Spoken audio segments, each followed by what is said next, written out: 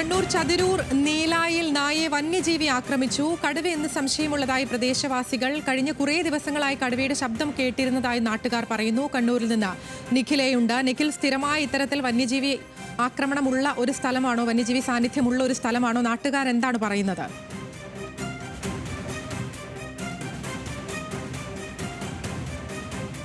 പ്രദേശം കഴിഞ്ഞ ഒരാഴ്ചക്കധികമായി ഈ വനത്തിനകത്ത് നിന്ന് കടുവയുടെ അലർച്ച കേൾക്കാറുണ്ടെന്ന് നാട്ടുകാർ സ്ഥിരമായി പറയുന്നുണ്ടായിരുന്നു.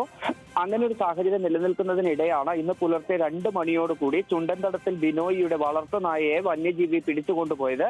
ഇത് കടുവ തന്നെയാണെന്നാണ് നാട്ടുകാർ പറയുന്നത്. കടുവയുടേതെന്ന് സംശയിക്കുന്ന കാൽപ്പാടുകളും പ്രദേശത്ത് നിന്ന് കണ്ടെത്തിയിട്ടുണ്ട്. ഏതായാലും ജനങ്ങൾ വലിയൊരു ആശങ്കയിലേക്ക് ആ പ്രദേശത്ത് മാറുന്ന സാഹചര്യം ഉണ്ടായിട്ടുണ്ട്. ഫോറസ്റ്റ് ഉദ്യോഗസ്ഥർ ഉൾപ്പെടെ ആ പ്രദേശത്തേക്ക് നിലവിൽ എത്തുകയും പരിശോധനകൾ ആരംഭിക്കുകയും ചെയ്തിട്ടുണ്ട്. കഴിഞ്ഞ ദിവസങ്ങളിൽ ഇത്തരത്തിൽ ഈ കടുവയുടേതെന്ന് സംശയിക്കുന്ന അലർച്ച കേട്ടതിനെ തുടർന്ന് നാട്ടുകാർ അറിയിക്കുകയും വനംവകുപ്പ് ഉദ്യോഗസ്ഥർ എത്തി പടക്കം പൊട്ടിക്കുകയും ചെയ്തിരുന്നു. ഈ പടക്കം പൊട്ടിച്ചതിന് പിന്നാലെ വന്യജീവി ഓടി മറയുന്ന ശബ്ദം കേട്ടിരുന്നു എന്നാണ് വനംവകുപ്പുമായി ബന്ധപ്പെട്ട ആളുകളും പറയുന്നത്. ഏതായാലും അത്തരത്തിൽ വലിയ ഒരു ആശങ്ക ആ പ്രദേശത്ത് രൂപപ്പെട്ടിട്ടുണ്ട്. വനത്തോട് ചേർന്ന് നിൽക്കുന്ന പ്രദേശമാണ് ഇത്.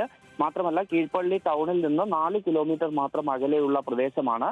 ഈ പ്രദേശത്ത് കടുവ തന്നെയാണ് ഇത്തരത്തിൽ നിരന്തരമായി ജനവാസ മേഖലയിലേക്ക് എത്തുന്നത് എന്നാണ് നാട്ടുകാർ പറയുന്നത്. ഈ വനത്തിൽ നിന്ന് കഴിഞ്ഞ ഒരാഴ്ചയോളമായി ഈ കടുവയുടെ ശബ്ദം കേൾക്കുന്നുണ്ടെന്നും നാട്ടുകാർ പറയുന്നുണ്ട്. വന്യജീവി ശല്യം നിരന്തരമായി തുടരുന്ന സ്ഥലമാണ് എന്നുള്ളതാണ് നാട്ടുകാർ പറയുന്നത്. ഇത്തരത്തിൽ നായയെ ആക്രമിച്ചത് കടുവ തന്നെയാണ് എന്നുള്ളതുമാണ് പ്രദേശവാസികൾ സൂചിപ്പിക്കുന്നത്. നിഖിലയാണ് വിശദാംശങ്ങൾ നൽകിയത് കണ്ണൂരിൽ നിന്ന്.